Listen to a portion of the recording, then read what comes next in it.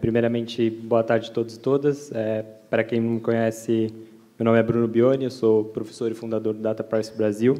E acho que essa edição é um pouquinho ainda mais especial para mim, pessoalmente, porque eu retorno para minha casa, né? Durante muito tempo eu fiz parte do time do NIC-BR, CGI BR junto com o Parágio, Kelly, entre outras coisas. Então, se vocês estão me convidando é porque realmente eu deixei as portas abertas, né? Então, é especialmente especial para mim estar aqui hoje.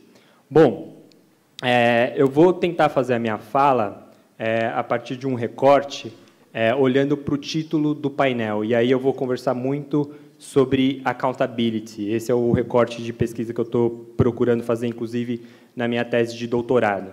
E aí, capturando o título do painel, eu acho que a flexão, inclusive, do termo responsabilidade no plural, responsabilidades, é muito importante para a gente compreender quem é responsável pelo quê.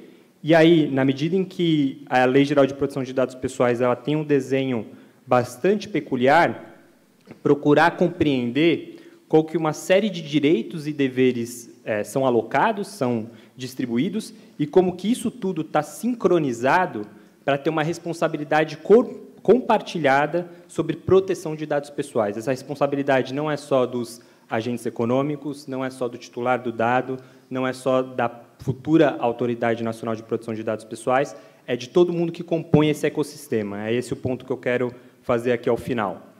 E para a gente compreender e poder verificar se essa hipótese tem algum sentido, eu acho que a gente tem que dar um passo atrás e procurar primeiro responder qual que é o modelo de regulação que está cristalizado na Lei Geral de Proteção de Dados Pessoais, e aí isso vai dizer como que é feita a distribuição de direitos e deveres na nossa Lei Geral de Proteção de Dados Pessoais. Então, eu procuro aqui fazer um sobrevoo, ao invés de pincelar cada direito e dever, ver qual que é a racionalidade por trás dessa grande alocação de um conjunto de obrigações que a Lei Geral de Proteção de Dados Pessoais coloca. E aí, num segundo momento, dizer, ok, a gente tem esse sistema, a gente tem essa racionalidade, como que eu consigo calibrar e como que eu consigo enxergar qual que é a responsabilidade de cada um desses atores desse ecossistema dentro desse regime regulatório.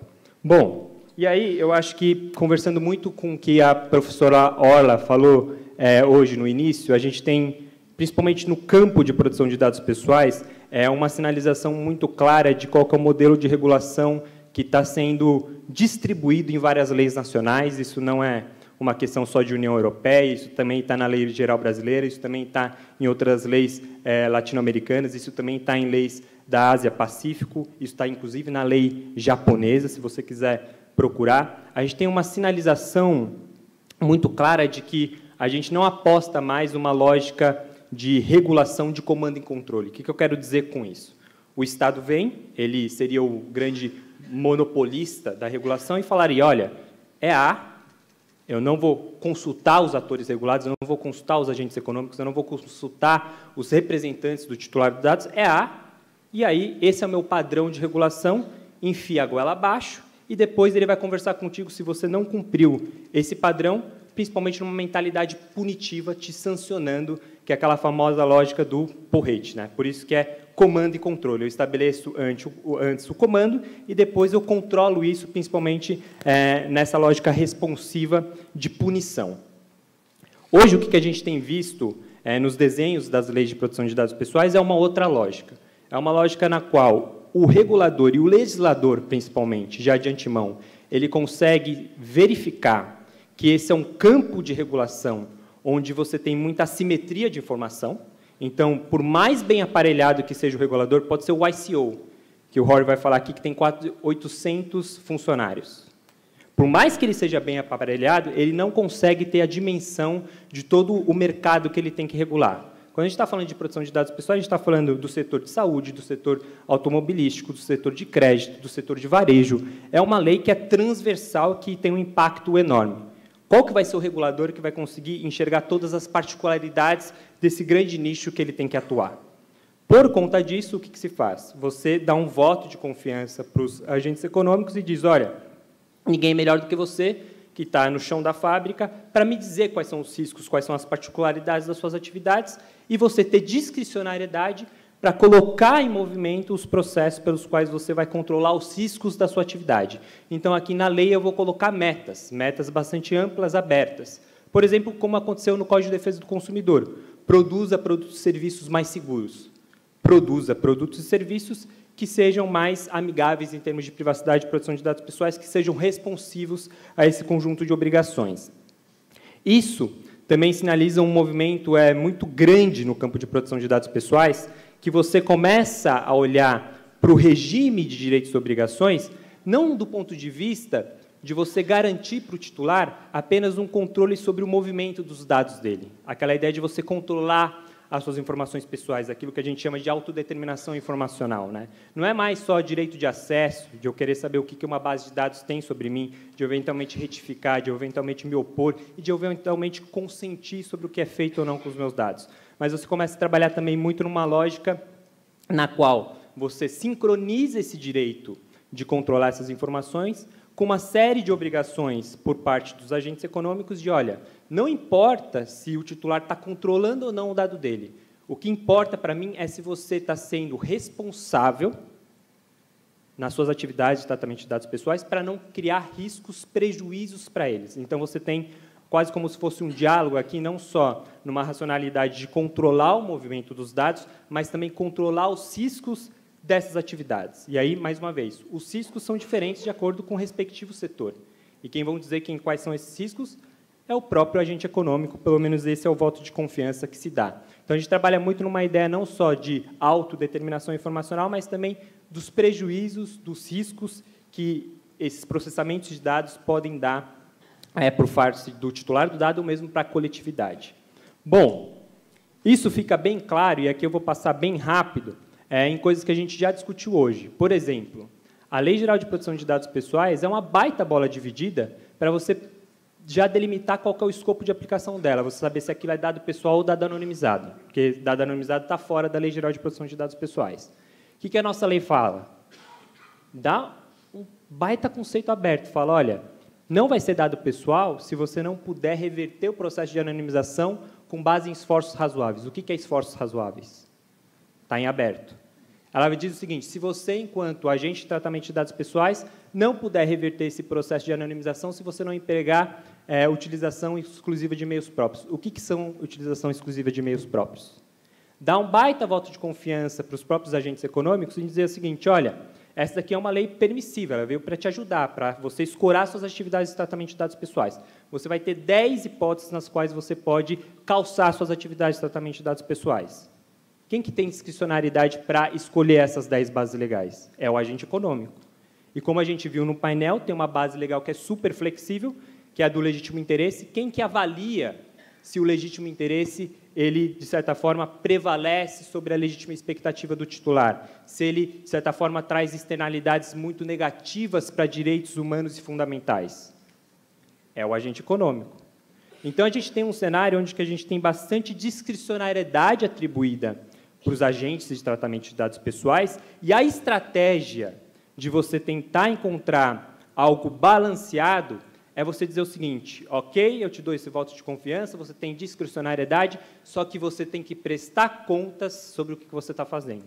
Você tem que colocar sobre a luz do sol esses procedimentos que você está colocando nas suas atividades de tratamento de dados pessoais. E aí vem o princípio da accountability, ou do que foi traduzido na nossa lei como responsabilização, e aí a palavra responsabilização não é por acaso, e prestação de contas. Me mostre quais são as ferramentas que você está aplicando no seu dia a dia para melhorar, para gerenciar os riscos das suas atividades, e me demonstre, inclusive, a efetividade dessas ferramentas. Isso nos leva para olhar para a Lei Geral de Proteção de Dados Pessoais como uma caixa de ferramentas. O que eu quero dizer isso? Essa estratégia de regulação, ela não vem, de certa forma, desacompanhada de uma série de instrumentos que, na verdade, nada mais são do que de um convite para os agentes econômicos prestarem contas. A grande interrogação hoje, pelo menos até agosto de 2020, é, Bruno, como que eu presto contas enquanto um agente de tratamento de dados pessoais? Como que eu olho e me torno accountable, como diz o princípio da accountability? Você vai ter que dissecar a Lei Geral de Proteção de Dados Pessoais. Você vai ter que fazer um registro das suas atividades de tratamento de dados pessoais. E é nesse registro, por exemplo, que você vai deixar claro por que aquele dado é pessoal ou por que aquele dado não é pessoal, por que ele é anonimizado, por exemplo. Você vai olhar para a própria Lei Geral de Proteção de Dados Pessoais e vai encontrar uma série de documentação que ela coloca e convida os agentes de tratamento de dados pessoais a fazerem. Olha, já que você está fazendo uma atividade de tratamento de dados pessoais baseada no legítimo interesse, faz um assessment aqui, que foi o que o Carlos Afonso disse anteriormente, faz um teste de balanceamento. Se você está aqui causando, de certa maneira, altos riscos para os titulares e assim por diante, faz um relatório de impacto à proteção de dados pessoais, que dialoga muito com aquela lógica do campo ambiental, que você também faz uma série de relatórios. Se você está comprometido com isso, cadê o seu programa corporativo de privacidade? Cadê a sua documentação da sua organização? Você se juntou com seus pares e fez um código de boa conduta, aquilo que concretiza o que são essas medidas gerais para o seu campo de atuação? Sei lá, no setor de telecomunicações, no setor de provedores de aplicação, por exemplo, a Abranet, poderia fazer um código de boa conduta, poderia capitanear isso tudo. No final, e aí a grande meta da Lei Geral de Proteção de Dados Pessoais, você conseguiria, ativando todas essas ferramentas, colocar no mercado produtos e serviços que sejam, por concepção, responsivos às normas de proteção de dados pessoais. Ainda é um conceito muito etéreo que a gente vai ver como que isso se desdobra na prática. Ok, Bruno, só que para tudo isso tem uma problemática enorme. A gente fala dessas ferramentas, a gente fala desses processos de documentação, como que isso não vai se tornar apenas um monte de papelada, e uma papelada que vai ser artificial para o entendimento do que é proteção de dados pessoais e daqueles quais são os incentivos de eu compreender materialmente o que é proteção de dados pessoais. E aí, eu acho que a gente precisa pensar nesse dever de prestação de contas, não apenas pelos agentes econômicos, mas principalmente por parte do órgão regulador. E esse é o ponto de interrogação no debate brasileiro. Quando você tem essa estratégia de meta-regulação, talvez o principal protagonista de startar essa conversa é o próprio órgão regulador ou os órgãos reguladores, pensando num grande ecossistema. Tem Senacom, tem Bacen, tem outras agências reguladoras. Como que eles vão orientar questões de proteção de dados pessoais? Como que a Autoridade Nacional de Proteção de Dados Pessoais vai capitanear, vai coordenar esse processo? É por isso que, quando você olha para a grande pirâmide da Lei Geral de Proteção de Dados Pessoais, qual que é o primeiro ponto que a lei procura dizer? Olha, vamos orientar, vamos estimular, vamos soltar, de certa maneira, documentações que auxiliem os próprios agentes econômicos a compreender o que é anonimização, o que é um legítimo interesse. E uma coisa principal que a Lei Geral de Proteção de Dados Pessoais nos coloca é: essa autoridade ela vai ter que dialogar, ela vai ter que ter conversas regulatórias, para utilizar aqui um termo da Julia Black, na qual ela vai ter que utilizar de instrumentos de consulta pública, ela vai ter que chamar a Abranet para conversar, ela vai ter que chamar o Sinditele Brasil para conversar. Quando ela for tomar uma decisão, ela vai ter que fazer uma análise de impacto regulatório. E isso não está previsto só na Lei Geral de Proteção de Dados Pessoais, está previsto na Lei de Introdução a Normas de Direito Brasileiro. Ou seja, também tem que ser muito responsável aquele que tem a caneta na mão, no sentido de que a gente vai ter que pensar qual que vai ser efetivamente essa meta-regulação traçada pela Autoridade Nacional de Proteção de Dados Pessoais dentro de um grande ecossistema e como que você chama os agentes econômicos para darem os inputs sobre tudo isso. Me diz você quais são os riscos, me diz vocês como que vocês estão pensando o legítimo interesse, me diz vocês o que são esforços razoáveis em anonimização. Eu quero ter uma coisa dialogada, eu não vou simplesmente enfiar goela abaixo aquilo que eu, órgão regulador, penso sobre esse assunto. E aí, uma das grandes questões, aí eu acho que talvez esteja em um dos grandes gargalos para se pensar em incentivos, é o último estágio do diálogo. O último estágio do diálogo é o porrete. Então, depois que não funcionou, você orientar, depois que não funcionou, você fazer auditorias, depois que não funcionou, você celebrar acordos para reduzir a insegurança jurídica na esfera administrativa, você utilizaria desse último estágio do diálogo e que, ainda assim, tem vários níveis para você conversar. A ideia da Lei Geral de Proteção de Dados Pessoais é: se você é mais responsável, eu tenho que levar isso em consideração para calibrar as penalidades que eu vou colocar nesses agentes econômicos. Então, se você é mais responsável, se você ativou melhor aquela caixa de ferramentas da Lei Geral de Proteção de Dados Pessoais, fazendo relatórios de impacto, aderindo a códigos de boas condutas, tendo programas corporativos, lançando produtos e serviços mais privacy by design, você, em tese, controlou menor os seus riscos das suas atividades, você foi o mais colaborativo, você entendeu a mensagem do convite que foi feito pela Lei Geral de Proteção de Dados Pessoais e você é o mais accountable possível. Consequentemente, eu calibraria de maneira menos severa uma série de penalidades. Ah, não concordo que você está utilizando o legítimo interesse aqui, mas você fez um relatório, você tem um programa corporativo, muda a sua prática, ao invés de eu simplesmente te multar ou, eventualmente, até bloquear a sua atividade de tratamento de dados pessoais. Eu ainda assim estou conversando. Eu ainda assim estou dialogando. E uma questão primordial que a Lei Geral de Proteção de Dados Pessoais colocou é que a calibração dessas sanções é um dever por parte do órgão regulador, ele tem que levar em consideração essa escalabilidade de sanções e uma coisa super importante que o artigo 53 traz. Essa escalabilidade ela tem que ser visível. O nosso artigo 53 diz com todas as letras. A Autoridade Nacional de Proteção de Dados Pessoais, você vai ter que chamar uma consulta pública para falar como que você vai fazer a dosimetria dessas sanções e você vai ter que colocar essa metodologia de forma clara num regulamento. E aí vem o meu ponto, quando a gente pensa em prestação de contas e olha para a definição que está lá na nossa Lei Geral de Proteção de Dados Pessoais, está ali dizendo que são os agentes de tratamento de dados pessoais, ou seja, controladores, operadores, mas quando você olha para o desenho como um todo da Lei Geral de Proteção de Dados Pessoais, quem também deve prestar contas? O órgão regulador. Quem deve estabelecer realmente uma conversa, algo dialogado em termos de regulação? Principalmente através daqueles instrumentos pelos quais eu coloquei anteriormente, onde que você conversa, onde que você orienta. Só depois é que você dá o porrete, ou que você é responsivo em termos de sanções. Nisso tudo, é super importante a gente olhar para qual que é o contexto da regulação, além do conteúdo.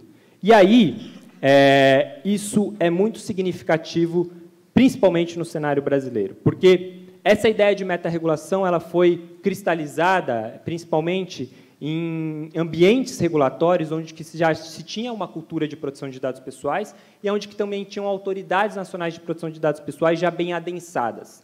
Será que, quando a gente transplantou isso para o Brasil, a gente não pode, de certa forma, matar o paciente? O que eu estou querendo dizer com isso? Qual que vai ser o perfil da nossa Autoridade Nacional de Proteção de Dados Pessoais? Vai ter um perfil técnico que vai conseguir, de certa maneira, estabelecer esse diálogo de maneira efetiva, de maneira eficiente? Quando a gente olha para autoridades nacionais de proteção de dados pessoais, bem aparelhadas em termos de recursos financeiros e recursos humanos. Hoje, por exemplo, você vai na CNIL ou você vai na Federal Trade Commission, eles têm laboratórios de tecnologia, pessoas só com background de cientista da computação para fazer a monitoria de como que o mercado qual é o comportamento do mercado. A gente vai ter isso no cenário brasileiro? Pensando ainda em questões como hoje no Brasil, a gente está lidando com essa pauta. Quem são as ONGs, ou seja, as organizações não governamentais especialistas em privacidade e proteção de dados pessoais?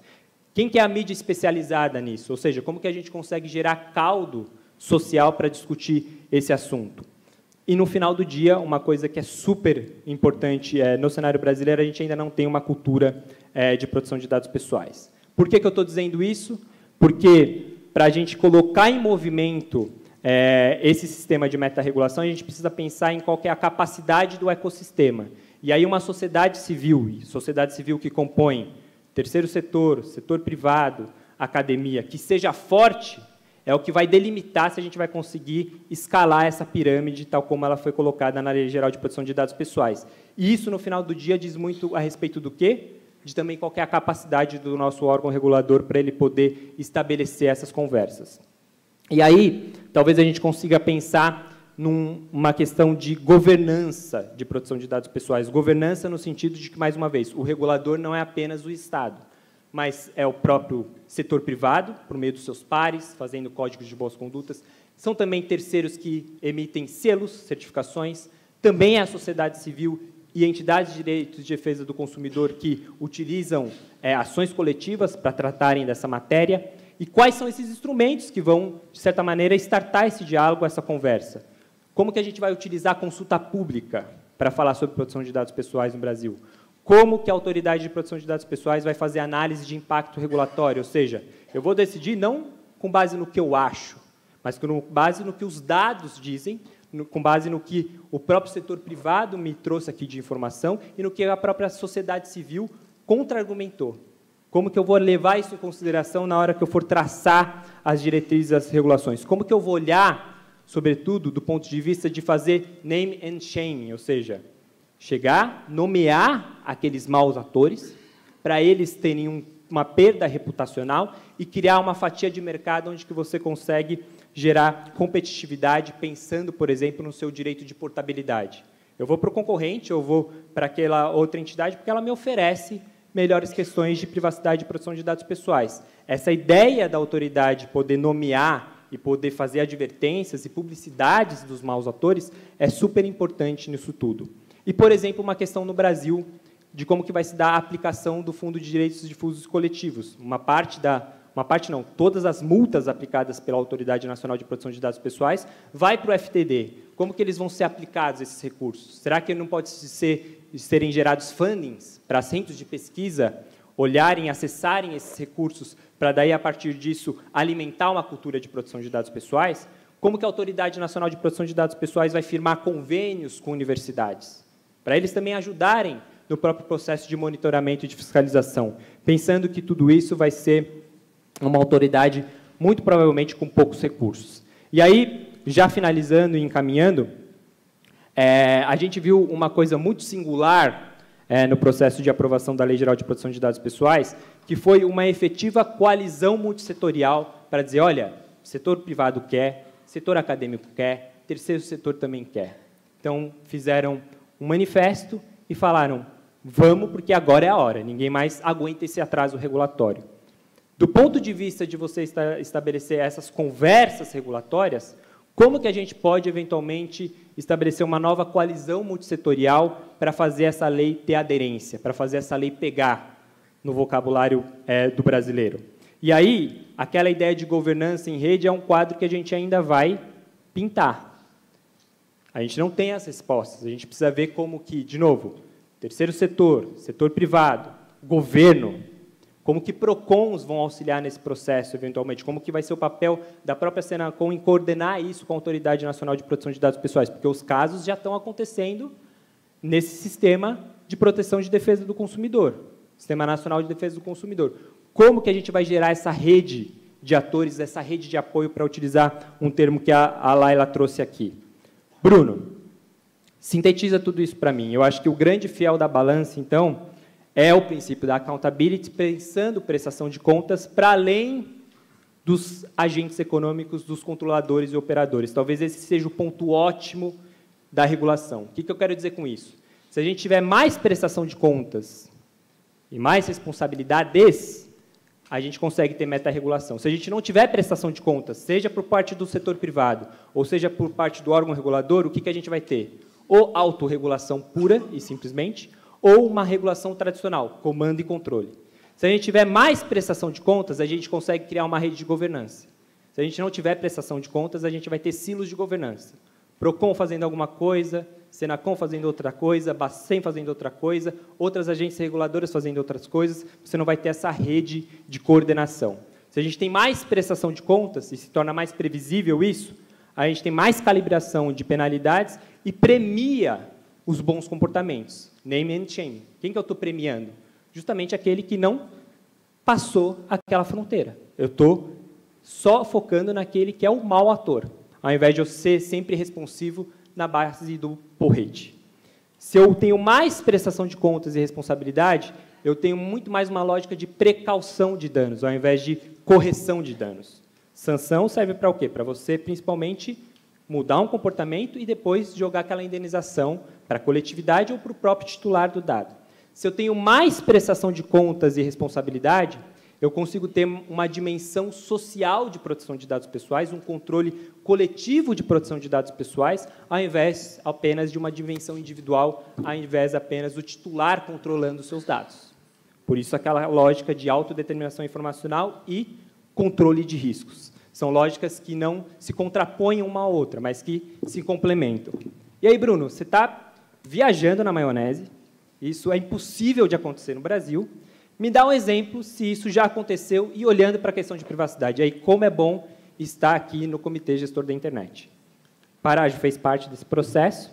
O que aconteceu para o Brasil melhorar a questão do spam? Teve uma coordenação, teve uma rede de governança para tratar desse assunto. Se juntou governo, se juntou terceiro setor, se juntou setor privado, se juntou academia. Foram os acadêmicos que falaram, olha, a questão técnica aqui é mudar uma porta pela qual as pessoas estão recebendo determinados tipos de mensagens em massa.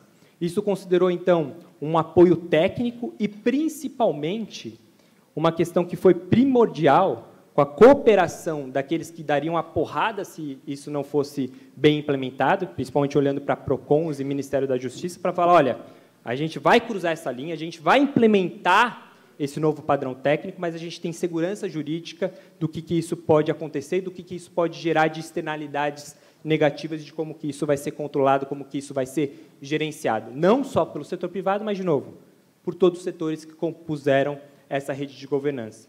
Dimensão social de proteção de dados pessoais. Uma externalidade negativa que era coletiva.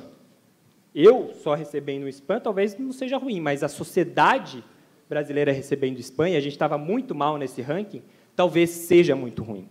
Então, o meu ponto é esse, acho que a gente precisa olhar para a accountability como esse ponto ótimo da regulação, para equilibrar a discricionariedade que é tanto posta por os atores privados e também pelo órgão regulador, como que a gente consegue, no final do dia, gerar, e acho que esse é o convite que eu faço aqui, uma coalizão multissetorial para colocar a Lei Geral Brasileira de Proteção de Dados Pessoais em movimento.